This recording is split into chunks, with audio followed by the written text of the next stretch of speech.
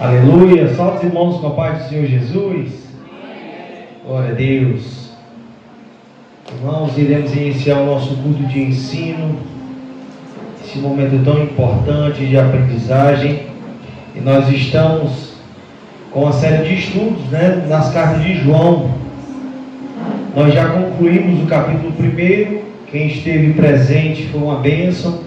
A gente entendeu ali a importância, dessa carta, sobre o seu autor, qual a finalidade dela ter sido escrita. E hoje nós estaremos também tratando da segunda carta de João, tentando compreender essa carta, e se a gente conseguir com o tempo, a gente também vai examinar a terceira carta de João. Foi 3 cartas que ele escreveu, mas se não, a gente vai mastigar bem aqui apenas a segunda carta, amém? Glória a Deus, louvado seja o nome do Senhor. A palavra do Senhor no versículo 1 diz: o presbítero, a senhora eleita e aos seus filhos, a quem amo na verdade, não apenas eu, mas também todos os que conhecem a verdade, por causa da verdade que permanece em nós e estará convosco para sempre. A graça, a misericórdia, a paz de Deus, Pai, e de Jesus Cristo, seu Filho, esteja convosco em verdade e em amor. Versículo 4.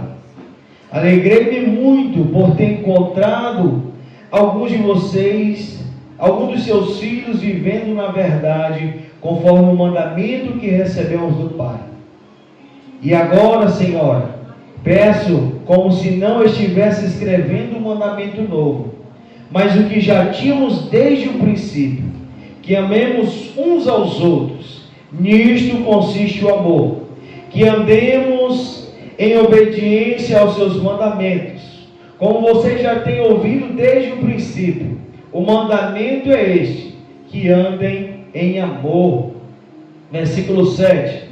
Digo isto porque muitos enganadores têm saído pelo mundo, os quais não confessam que Cristo veio em carne. Tal é enganador e o anticristo. Cuidem de vocês mesmos para não perderem as coisas pelas quais trabalhamos, mas recebam a plena recompensa. Todo aquele que não permanece no ensino de Cristo, mas vai além dele, não tem Deus. Aquele que permanece no ensino tem o Pai e também o Filho. Se alguém vier a vocês e trouxer esse ensino, não recebam em casa, nem o saúdem, pois quem o saúda torna participante das suas obras malignas. Versículo 12 e 13.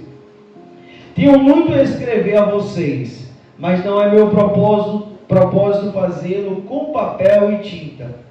Em vez disso, espero visitá-los e conversar com vocês face a face, para que a nossa alegria seja completa. Os filhos da sua irmã eleita enviam saudações. Louvado seja Deus, amém? Ore comigo, Senhor poderoso Deus e eterno Pai.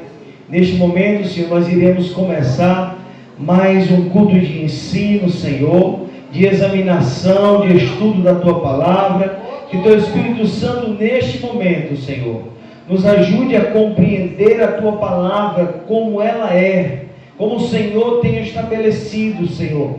Que possamos conhecer a verdade e ser liberto, e andar na verdade, permanecer na verdade, Senhor. Assim, em nome de Jesus, nós oramos com fé. Amém. Glória a Deus. Como eu falei, queridos irmãos, as cartas, as epístolas de João, ela foi escrita pelo próprio João, o discípulo amado, aquele que também escreveu o Evangelho de João.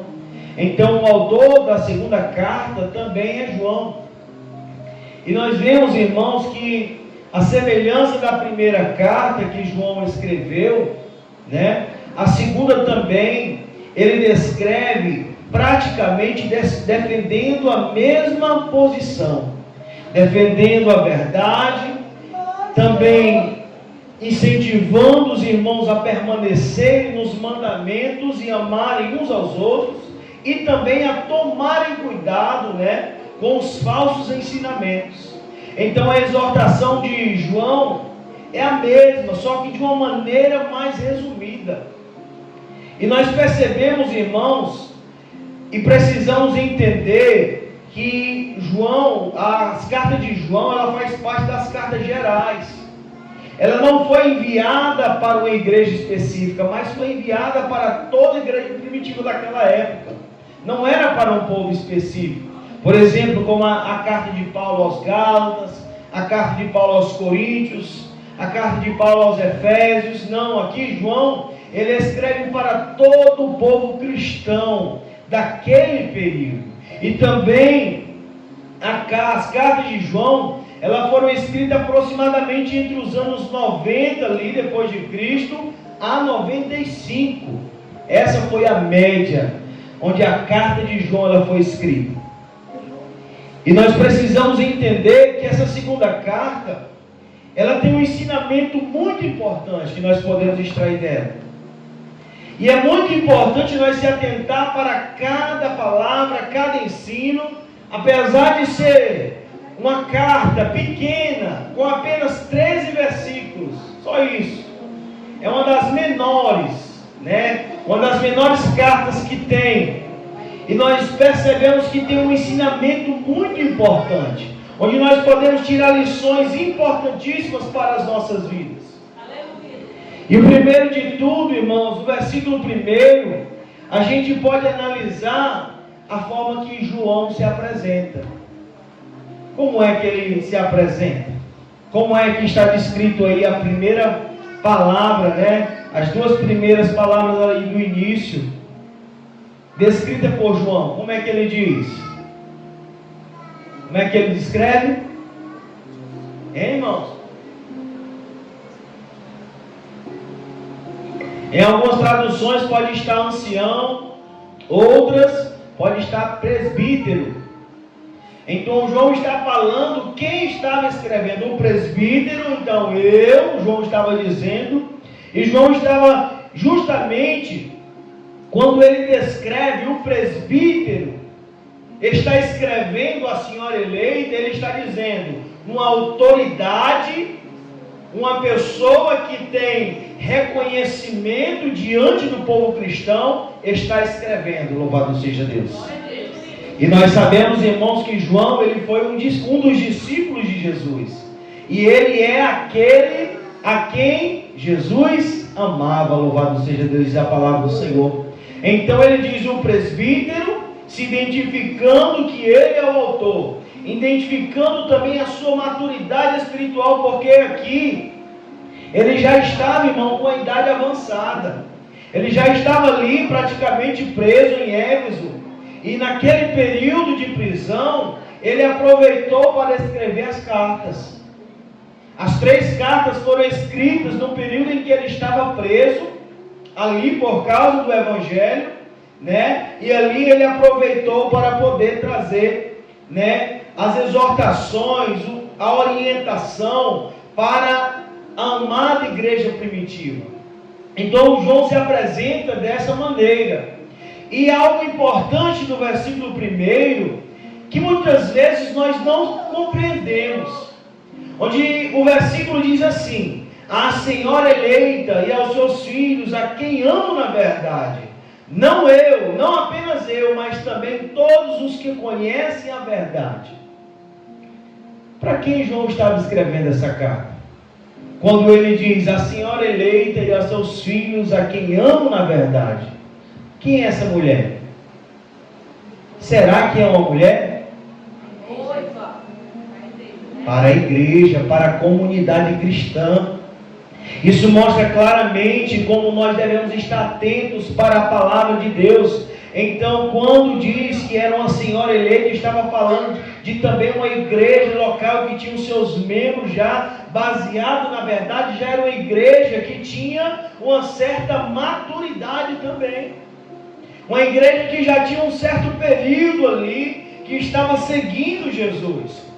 Então João, ele descreve que essa carta foi destinada à senhora eleita, à igreja de Deus. Não a uma mulher com os seus filhos, mas sim à igreja, a comunidade dos filhos de Deus. Ele escreve essa exortação para que pudesse ali, como ele mesmo diz, a quem eu amo na verdade, não apenas eu, mas todos que conhecem a verdade, ele trouxesse uma orientação correta de como eles deveriam agir. E no primeiro, irmãos, do versículo 1 ao 3, ele traz essa saudação e essa explicação. Onde no versículo 3 ele diz: a graça, a misericórdia e a paz de Deus Pai e de Jesus Cristo, o seu Filho, estejam convosco em verdade e em amor. Louvado seja Deus. Isso é maravilhoso, irmãos. Isso é maravilhoso porque João, ele descreve algo importante. Ele deseja nesse versículo que as bênçãos de Deus sejam reforçadas e operem dentro da igreja. A igreja precisa andar na paz, na verdade e no amor que vem da Trindade divina. Louvado seja Deus. Do Pai, do Filho e do Espírito Santo. Louvado seja o nome do Senhor. Ele afirma aqui coisas importantes. Ele classifica aqui aquilo que ele vem defendendo, porque muitos anticristos, muitos enganadores, o que é que eles estavam tentando atacar a igreja naquele período? Eles estavam dizendo que Jesus não era Deus, Jesus não veio em carne, Jesus era apenas um ser espiritual que não podia estar encarnado em uma pessoa humana. E João combate isso, irmãos. João está combatendo isso. Como testemunha ocular de Jesus, ele mesmo diz: eu vi, eu testifiquei, eu ouvi, eu aprendi dele. E assim eu também transmito para vocês. Louvado seja Deus. E João, queridos irmãos, ele traz um elogio extraordinário e também ele fala sobre a importância do amor. E eu peço aos irmãos, quem pode ler? Irmão, quem pode entregar aqui? Irmão Olismar, nosso futuro diácono, né, irmão? Glória a Deus. Meu querido irmão Henrique, lê aí o versículo 4, para que a gente possa extrair coisas importantes desse versículo.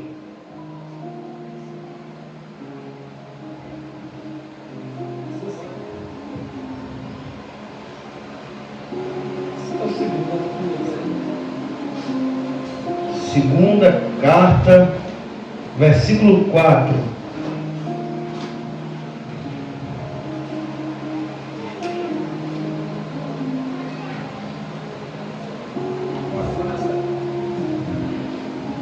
Muito me alegro por achar que alguns de teus filhos andam na verdade, assim como temos recebido o mandamento do Pai. Glória a Deus, aleluia, amém? E aí, lê também, meu irmão, o versículo 5, por favor. E agora, Senhora, rogo-te, não como escrevendo-te um novo mandamento, mas aquele mesmo, a palavra e o Espírito Santo.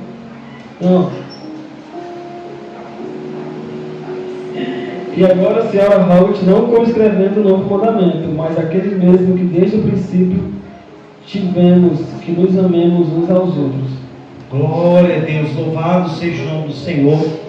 Então no versículo 4, irmãos, nós vemos João declarando a sua alegria em ver os membros, alguns, a palavra do Senhor mesmo fala, que alguns daqueles membros ainda permaneciam, ainda viviam na verdade. E ele reforça a importância, no versículo 5, da igreja permanecer na verdade. Louvado seja Deus. Isso é algo importante e valioso, irmãos, porque muitas vezes nós estamos trocando a verdade de Deus por coisas bobas. E quando a gente fala as verdades de Deus, não é aquilo que eu compreendo, que eu quero entender, é aquilo que a palavra me ensina de como eu devo fazer, como eu devo seguir, como deve ser o meu proceder. Eu estava vendo uma imagem, eu até compartilhei, né? Que quando a gente não examina a palavra de Deus, não estuda ela, fica fácil acreditar em qualquer ensinamento, qualquer pessoa, qualquer tolo falando, a gente está acreditando, porque não tem base na palavra, não tem base. Os bereanos, eles se converteram, eles aceitaram o Evangelho, porque quando a palavra era anunciada, eles corriam para olhar se o que era anunciado estava escrito na Bíblia Sagrada. E hoje não. Hoje as pessoas estão buscando novidades e novidades e se esquecem que a verdade já está estabelecida. Glória a Deus. A verdade já está estabelecida na palavra de Deus. Jesus diz: passará o céu e terra, mas as minhas palavras jamais passarão. Glória a Deus. Jesus diz também para os discípulos na oração sacerdotal em João 17: santifica-os na verdade, a tua palavra é a verdade. Louvado seja Deus. É preciso haver, queridos irmãos, permanência no mandamento que recebemos. Viver na verdade. Não a verdade nossa, porque o mundo tem muitas verdades aí. Mas a verdade verdadeira, né? A verdade verdadeira é a verdade da palavra. Jesus, ele mesmo diz em João 14, o texto que eu sempre cito, né? Todo mundo eu cito esse texto. Quando ele cita no versículo 6, eu sou o caminho, a verdade e a vida. Ele é a única verdade. O resto é balela, é história para boi dormir, é conto de fadas, porque a verdade é aquilo que está escrito na palavra, louvado seja Deus. E João estava alegre, irmãos. Ele estava muito alegre, diz a palavra de Deus, porque ele via e tinha encontrado alguns irmãos que ainda permaneciam naquela comunidade cristã. Aqueles filhos daquela senhora, eles ainda permaneciam vivendo na verdade conforme havia recebido do Pai, louvado seja Deus. Isso é algo extremamente importante, irmãos. É extremamente importante. Nós não podemos arredar o nosso pé da palavra. Nós não podemos negociar a palavra por nada, louvado seja Deus. Porque seca-se a erva, murcha a flor, mas a palavra de Deus permanecerá para sempre, louvado seja Deus. Ela tem autoridade, ela tem poder. E a palavra ficou estabelecida, escrita, não apenas para eu conheço a Bíblia, eu leio a Bíblia, não. É para ser seguida, obedecida, praticada, louvado seja Deus. Todo ensinamento, irmãos. A palavra de Deus em Timóteo, 2 Timóteo, capítulo 3, versículo, se não me engano, 16 e 17, vai dizer que toda a Escritura, é toda a palavra de Deus. Abra a sua Bíblia, leia aí, quem pode ler? Vamos ler esse texto. Não, se não for o versículo 16, é o versículo 17. É 16, né, irmão Carlos? Oh, glória a Deus. Ainda bem que tem irmão para me ajudar. Quem encontrar primeiro, leia em nome de Jesus. 2 Timóteo 3,16. Vamos ver quem é bom de Bíblia. Levanta a mão que é para o nosso irmão Elismar. Irmã Rosimeira. E aí, minha irmã, em nome de Jesus. Toda a Escritura divinamente inspirada é proveitosa para ensinar, para redarguir, para corrigir, para instruir em justiça. Glória a Deus. Então toda a Escritura, e a palavra que vem seguinte é divinamente inspirada. Ou seja, ela não foi uma inspiração humana, ela é divina, ela vem de Deus. Então ela serve para todo o ensinamento, para a educação, para a exortação, para a disciplina, para a correção, porque ela vem de uma autoridade não humana, mas de Deus para a humanidade. Louvado seja Deus. Por isso que a autoridade tem poder, irmãos. A palavra de Deus, ela tem autoridade, tem poder de nos corrigir, e ela incomoda mesmo, ela mói o homem. Ela espreme cada um de nós, porque a palavra de Deus, ela vem com autoridade de um Deus santo, puro, perfeito, que Ele opera a sua obra gloriosa, amém? E aí, irmãos, no versículo 5, ele mesmo diz, reforçando o pedido, né? Em algumas traduções vai dizer, eu rogo, pois, a senhora, como se não estivesse escrevendo um mandamento. Eu não estou escrevendo um mandamento novo, mas eu estou insistindo a vocês a permanecer neste mandamento que foi enviado a vocês desde o princípio. Não estava escrevendo um novo, mas é aquela coisa, tem que ser martelado, tem que ser relembrado, para que a gente venha entender que os mandamentos do Senhor, eles não passaram, eles continuam ativos, vigentes. Então João estava dizendo isso, irmãos, que não era apenas algo que os irmãos deveriam ali conhecer, mas eles deveriam trazer a memória e continuar nessa essência, desses mandamentos que vêm do Senhor, na essência do Senhor. E qual é esse? É aquilo que diz no versículo 6. Quem pode ler qual é esse mandamento? Qual é esses mandamentos? Qual é? Está no final do versículo 5, né? E ele confirma no versículo 6, onde ele diz que amemos uns aos outros. Aí quem pode ler o versículo 6? 6.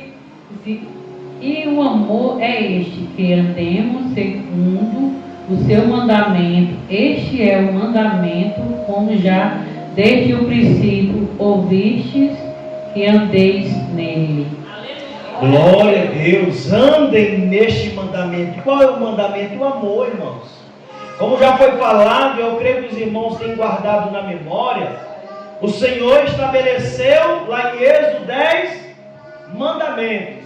Ele resumiu em quantos? 2 mandamentos. E esses 2 mandamentos se resumem em uma única palavra. Que palavra é essa? Amor. Não que ele aboliu, não que ele abandonou ou tornou válido só alguns, não. Mas a gente vê o resumo, aonde tem chegado o significado dos mandamentos, o amor. E a palavra vem dizendo que este mandamento é o que nós ouvimos desde o princípio e também é o mandamento que nós devemos andar, louvado seja Deus, andar em amor. É uma exortação, irmãos, e como foi falado aqui no início do nosso estudo das cartas de João, para quem não estava presente, as cartas, ela têm um valor importantíssimo, porque elas são doutrinas, porque surgia ali uma dúvida sobre um ponto, os apóstolos iam e escreviam sobre aquele ponto, qual era a maneira correta que eles deveriam seguir. E aqui nós vemos João esclarecendo aos irmãos como eles deveriam viver, andar em obediência aos mandamentos, e também como aqueles que eles já ouviam, pois o mandamento é andem em amor, viver em amor. E queridos irmãos, trazendo para a realidade de hoje, nós cristãos precisamos aprender a amar mais. Precisamos aprender a amar. É muito fácil criticar, e o mundo já está aí para nos criticar. O mundo já está para tentar nos apontar, o mundo já está para nos julgar, para tentar destruir, nos impedir de caminhar na presença de Deus. Mas nós cristãos precisamos andar em amor. E amor não é sentimental, eu sinto que devam amar o irmão. Não, irmão. É você levando ali beliscão, mas dizendo eu te amo. É levando o beliscão, mas eu vou te amar. É É difícil, não é fácil, irmãos. Como eu citei para os irmãos ali nos últimos capítulos do Evangelho de João, quando Jesus chega para Pedro, Pedro amava o Senhor, era verdade, ele amava. Mas Jesus queria que ele entendesse que o amor que ele deveria ter para com Jesus não é um amor de sentimento, de impulsão, de euforia, não, é um amor de decisão, um amor de estar disposto para fazer tudo por Cristo. Onde Jesus pergunta 3 vezes a Pedro: Pedro, tu me amas? E Pedro diz: Senhor, tu sabe que eu te amo. Eu amo um pouco, mas amo. Pedro estava dizendo ali: eu te amo, Senhor. Mas teve um momento em que o desespero apertou, os inimigos me encurralaram e eu neguei.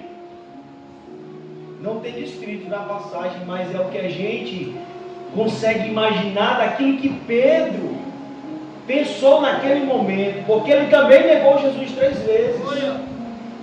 Antes que o galo cantasse ali, o sino tocasse, Pedro negou Jesus, como Jesus disse. O que foi que Pedro disse para Jesus? Senhor, por mais que todos te abandonem, eu vou ficar contigo, eu não vou te abandonar. E Jesus olhou para Pedro: Pedro, você não se conhece, e nem eu e nem você se conhecemos, irmãos. Nós não nos conhecemos. Aí Jesus disse para Pedro: Pedro, antes que o galo cante 3 vezes, eu conheço o teu interior. Eu sei que tudo isso aí é apenas emoção do momento, é apenas palavras jogadas ao vento. Mas quando te encurralarem, te colocarem à prova, tu me negarás 3 vezes antes que o galo cante. E foi o que Pedro fez, irmão. Olha aí, um dos dele. Pedro: não, nem conheço esse homem. Quem é esse daí? Aí quando Jesus ressuscita, a gente aprendeu que Jesus ressuscitou domingo. Quando Jesus vai ter um particular com Pedro, Jesus pergunta: Pedro, tu me amas? E Pedro, sabendo que Jesus conhecia o seu coração, ele diz: Senhor, tu sabe que eu te amo.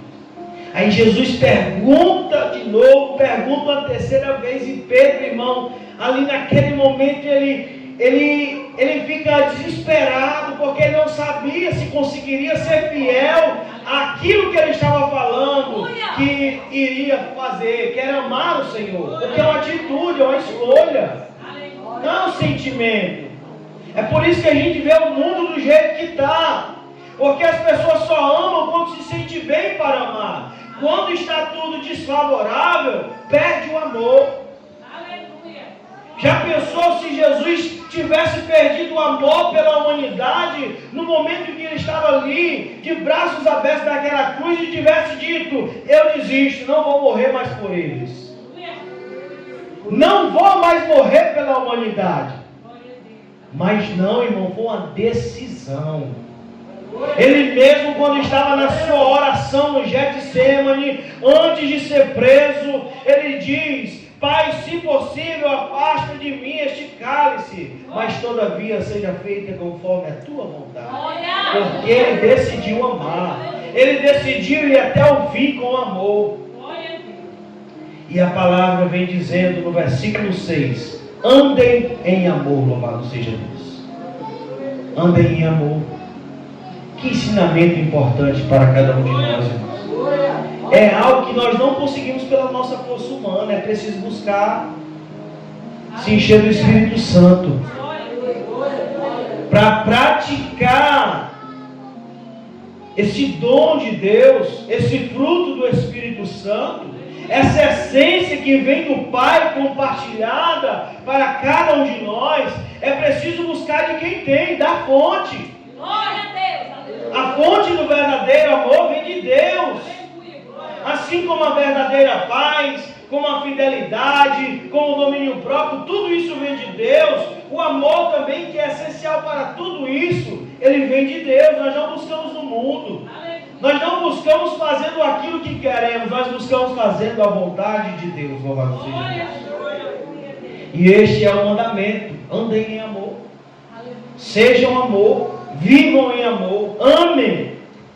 Não tenham sentimento, tenham atitude de amor. Louvado seja Deus. E isso está faltando, irmão, no mundo que vivemos. E diante disso, nos versículos 7, o cenário muda. Porque ele vai trazer um alerta para que os irmãos daquela igreja, daquela comunidade, toda a igreja primitiva da época, espalhada por diversos locais, ele traz essa exortação. De fato, muitos enganadores têm saído pelo mundo, os quais não confessam que Jesus veio em carne. Este é o enganador e o anticristo. E hoje nós vemos tudo isso, irmãos.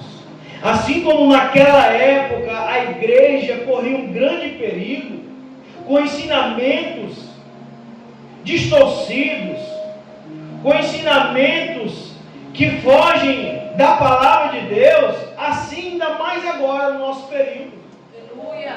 Tomemos cuidado, irmão. Paulo diz para os Gálatas, lá no capítulo 1, onde ele diz: eu me admiro muito em ver que vocês, ó Gálatas, estão passando tão depressa do verdadeiro evangelho para outro evangelho. E ele diz: e na verdade eu digo a vocês, esse aí não é evangelho não. Porque se nós, ou um anjo descer do céu e pregar um evangelho diferente daquilo que temos anunciado, que foi dado por Jesus, seja amaldiçoado, anátema. Um evangelho que foge do verdadeiro propósito da palavra, ele é um evangelho amaldiçoado. É um evangelho de engano. E o anticristo, ele está aí. O anticristo não é apenas uma pessoa que a gente sabe que irá se levantar da grande tribulação quando Cristo estiver perto de voltar. Mas existem muitas pessoas espalhadas que não têm o Espírito Santo de Deus, que não confessam Jesus Cristo como o Cristo que veio em carne. E estes saem enganando, saem ensinando coisas que não é de acordo com a palavra de Deus, não acreditam na divindade de Jesus. E João traz essa exortação para os gnósticos daquela época, as pessoas que praticamente acreditavam, o gnosticismo, eles acreditavam que a carne, a matéria é má, então o espírito não pode habitar na matéria, porque o Espírito é perfeito, e se Jesus é perfeito, ele não poderia habitar em um corpo humano. Mas não, irmão, Jesus veio em plenitude. Ele veio 100% homem e 100% Deus. Na plenitude. Ele era Deus e também era homem. Então não há como desligar. E eles defendiam o quê? Que Jesus era apenas um Espírito. Era apenas um Espírito ali que não se encarnou porque a matéria era má. Então João estava combatendo isso, porque a humanidade de Jesus foi real. A sua vinda a essa terra, a sua morte foi real, irmãos. E ele diz tudo isso trazendo um alerta para que a gente não caia no engano. E no versículo 8 ele declara, quem pode ler o versículo 8?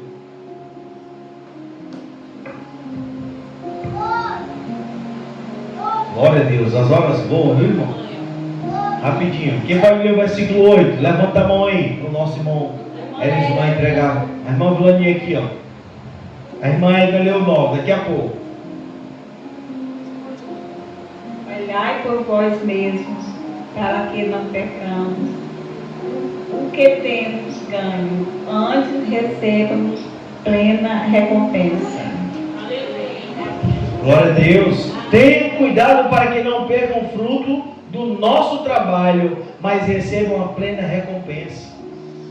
Então todo o trabalho, todo o esforço que os apóstolos fizeram para exortar, para ensinar a igreja, e também as outras pessoas para traduzirem a palavra para o português, assim como homens sinceros que tentam levar a palavra de Deus como ela é, pura, simples, verdadeira, todo esforço que é feito, que os irmãos não percam, irmãos, porque isso é valioso.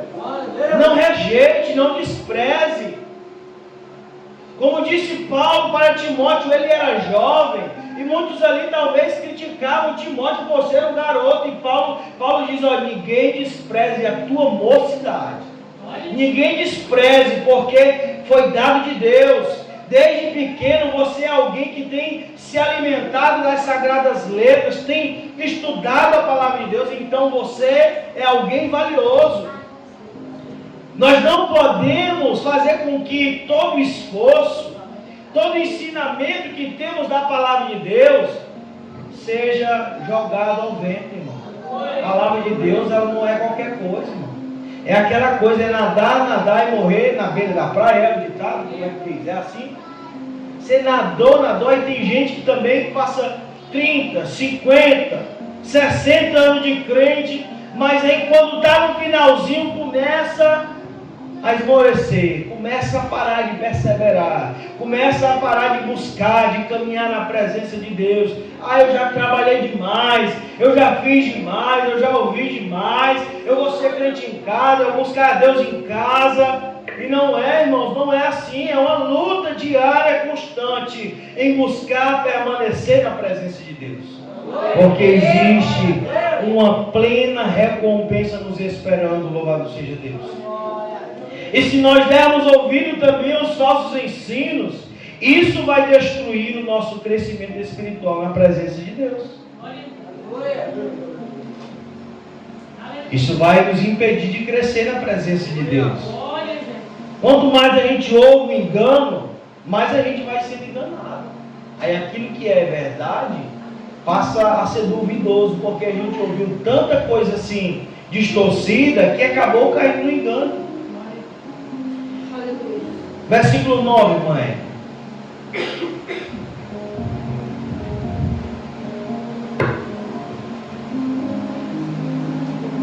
Todo aquele que prevarica e não persevera na doutrina de Cristo não tem Deus.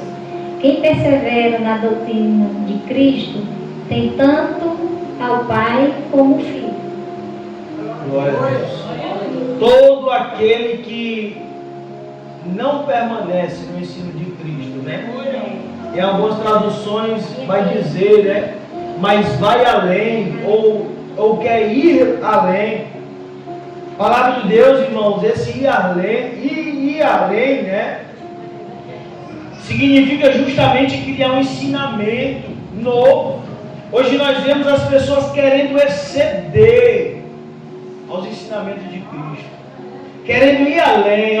Senhor, eu sou um homem de Deus, eu sou uma mulher de Deus, então eu encontrei falha na palavra, eu vou acrescentar algo aqui, eu vou adicionar algo aqui, porque só o que o Senhor escreveu é simples demais. Nós não podemos ir além, irmão, dos ensinamentos de Cristo. Nós precisamos permanecer nele, nem acrescentar e nem tirar, mas seguir conforme está. Porque ir além é um erro, e muitos têm feito isso. Hoje, na atualidade, nós vemos um evangelho customizado, onde as pessoas substituem a verdade por preferência. Um cristianismo de la carte, onde as pessoas escolhem quais partes da doutrina querem acreditar. Isso aqui eu creio, isso aqui eu não creio, isso eu aceito, isso aqui eu não aceito. Quem somos nós para decidir o que queremos? Pode um vaso questionar com o seu oleiro? Pode o objeto dizer, olha, eu não vou fazer isso, porque eu não quero. O objeto não tem autoridade de nada. Nós somos criaturas de Deus, servos de Deus, filhos de Deus. Então é Ele quem manda. E manda quem pode e obedece quem tem juízo. Então esse ir além, irmãos, é concordar com toda a ideologia, aceitar todo tipo de coisa, não confrontar o pecado, viver um esvaziamento. Não há necessidade de arrependimento. arrependimento, não há necessidade de mudança, eu posso viver como bem quero, eu posso fazer o que quero, porque eu nasci assim, cresci assim e vou morrer assim. Não! A palavra nos confronta. A palavra, ela já está na medida certa.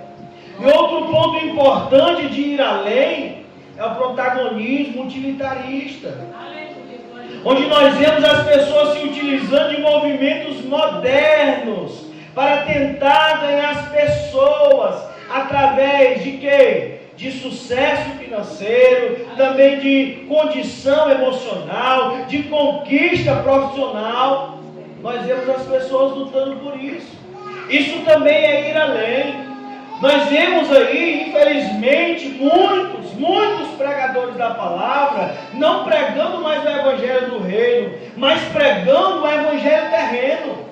O evangelho que Deus vai te curar, se você for para Ele pode curar com certeza, mas também Ele pode fazer com que você permaneça com aquela enfermidade, mas quando você chegar na glória, todo mal será desfeito, toda enfermidade será repreendida. Venha para Jesus que você vai encontrar o trabalho dos sonhos, você vai ter uma vida bem sucedida aqui na terra. Muitas vezes não, irmão. Muitas vezes nós podemos se encontrar na mesma condição de Paulo, ou na mesma condição de muitos irmãos da Nigéria, que hoje a gente vê que estão morrendo lá, sendo maltratados, torturados, perseguidos, e muitas vezes pode dizer, mas eu não sirvo ao Deus Todo-Poderoso, ao Deus verdadeiro. Sim, mas a vida eterna ela não é nessa terra, não é aqui, irmãos. Você quer viver só 100 anos de felicidade? Só 70? Alguns 20? Não, irmãos, a eternidade ela não tem tempo, não tem prazo de validade. E hoje a gente vê que muitas pessoas querem ir além com o erro de quê? De que as pessoas não devem mais tomar a sua cruz para seguir Jesus. Elas não devem mais renunciar ao seu eu, porque o que está no centro não é mais o Senhor, e sim o homem. Onde o Senhor vai fazer tudo por mim, onde o Senhor tem que se alinhar à minha história, à minha necessidade. Não, é nós que devemos se enquadrar no caminho e na porta estreita. Louvado seja Deus. Não existe várias portas, é só uma. Não existe vários caminhos, é só um. Então não é o Senhor se encaixar na nossa história, a nossa história está encaixada na história de Deus. Como ele diz em Isaías, os meus pensamentos não são os vossos pensamentos, os meus caminhos não são os vossos caminhos, porque os meus pensamentos são mais altos do que os seus, e os meus caminhos também são mais altos que os de vocês. Como ele diz também em Jeremias, que só Ele tem planejado, tem já traçado o caminho que nós devemos andar para encontrar aquilo que tanto buscamos, a felicidade, o caminho da felicidade. E muitas pessoas têm negociado isso, irmãos, por querer ir além. O legalismo moderno também, onde as pessoas, uns deixam tudo largado, não aceitam mais nada da palavra, e outros usam o ir além, adicionando coisas demais à palavra. Uns tiram, outros colocam, como foi falado, né?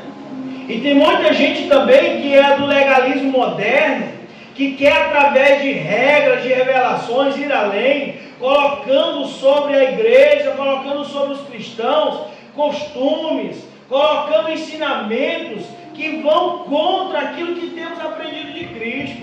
Não, você só pode pregar se tiver com um sapato novo todo culto, né? A gente vinha até conversando com as irmãs, é um costume que muitos têm, talvez, eu não sei se por não procurar de Deus uma clareza, mas não pode, talvez, você pregar se não tiver barba tirada. E onde é que tem isso na Bíblia? Né, irmão Carlos? Se não tiver com a barba, eu tenho um certo medo, né? Porque A maioria das blusas aqui, nenhuma fecha, né, irmão? Eu fico falta de ar porque eu tenho aquela amidalite, né, que chama. Eu tenho aquela dificuldade na fala, e se já aprender aqui, ó, já era, né? Então, se eu usar gravata, já aprendi. Eu tenho medo de muitas vezes, quando me convidam para pregar, né? Se alguma tem algum sistema assim de usar gravata, infelizmente eu não vou, né? E tem muita que diz, não prega aqui sem paletó. E no tempo de Jesus tinha paletó? No tempo dos apóstolos tinha? Então vai além, com regras rígidas. Então é preciso haver um equilíbrio, irmãos, porque existem coisas que as pessoas têm exigido das outras, que a palavra não dá nenhuma base bíblica. Está na Bíblia? Ou não está na Bíblia? Então também é algo que precisamos colocar. E isso nós vemos claramente aonde? É por isso que é uma confusão enorme. Irmãos, estou encerrando, irmãos. Estou encerrando. A gente vê uma briga enorme, não de Jesus, mas dos fariseus, porque os fariseus, eles tinham acrescentado vários ensinamentos acima daqueles que Deus estabeleceu. E Jesus diz mesmo para eles: olha, vocês têm pregado doutrina de homens, vocês têm seguido ensinamento de homens, porque não foi isso que meu Pai deixou para vocês. É por isso que Jesus combatia eles, porque além da palavra, da lei, dos ensinamentos, eles acrescentaram ensinamentos maiores. Como por exemplo o de sábado, eles acrescentaram que não podia nem arrastar uma cadeira, não podia nem cuspir no chão. Se cuspisse no chão era pecado. Se você andasse não sei quantos passos era pecado. E não foi esse o objetivo. Então é necessário compreensão, porque uns acrescentam demais e outros tiram demais. Então existe isso também. Isso é importante, irmãos. É muito importante. Outras pessoas se utilizam da palavra de Deus, e hoje a gente vê algo muito comum. Se utilizam desse ir além, tentando levar para a igreja um cunho ideológico, fazendo do altar um palco político, um palco de filosofia, onde uns querem defender lado A ou B. Não, a nossa defesa é a palavra de Deus. Glória a Deus. O instrumento do Evangelho é a palavra de Deus. O que muda o cenário do Brasil é só Deus.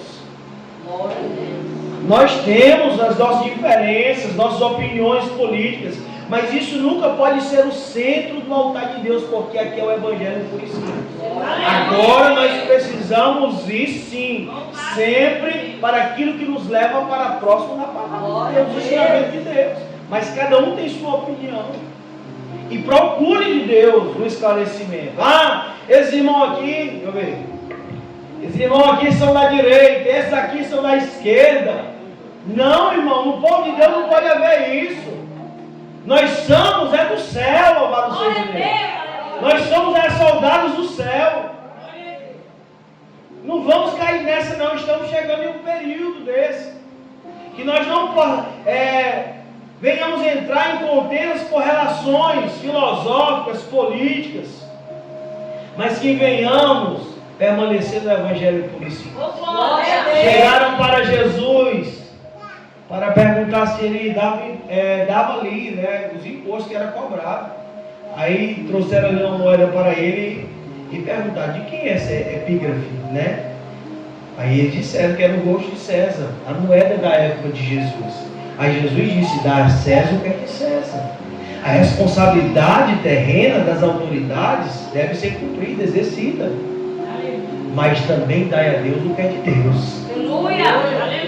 Dai a Deus o que é de Deus, e a Deus pertence todas as coisas, amém, irmãos? Amém. Então não vamos ir além, vamos seguir, como diz a palavra do Senhor Jesus, no versículo 10: se alguém vier a vocês e não trouxer esse ensino, não recebam. Se assim trouxer um ensino diferente do de Jesus, não recebam em sua casa, nem saúdem. Isso estava falando relacionado à igreja. Olha, irmão, se vier um anticristo, um enganador, pregando essas coisas, não escutem ele não. Fiquem com a verdade, fiquem com a palavra. Não vão cair em novidade não. Isso é muito importante, porque precisamos ter fidelidade à verdade original da palavra de Deus. Como diz no versículo 9, na época os nossos mestres queriam parecer mais intelectuais ou modernos, misturando o evangelho com filosofias humanas. E aí o que eles faziam? Um fingimento da verdade. Isso significa o quê? Entender que a verdade sobre quem é Jesus, né, que ele se fez homem real e morreu e ressuscitou, isso é imutável. Não aceita-se acréscimos ou adaptações culturais e distorções à essência ou em novas relações que contrariem a palavra de Deus. O que nós mais vemos é pessoas dizendo que se Jesus viesse nessa época era diferente. Não era diferente, era da mesma maneira. Seria da mesma maneira, o mesmo ensinamento, a mesma doutrina, a mesma exortação, e não ia mudar nada. Ele já veio na plenitude do tempo, já para mostrar isso, que era o tempo perfeito. Amém, irmãos? E isso nos mostra o que é obediência na prática, no dia a dia, que é a base da ética. A doutrina de Cristo não é apenas uma teoria para ser estudada, mas um estilo de vida para ser praticado. O amor como mandamento, né? João descreve que é a maior evidência de alguém que tem Cristo em sua vida. Louvado seja Deus.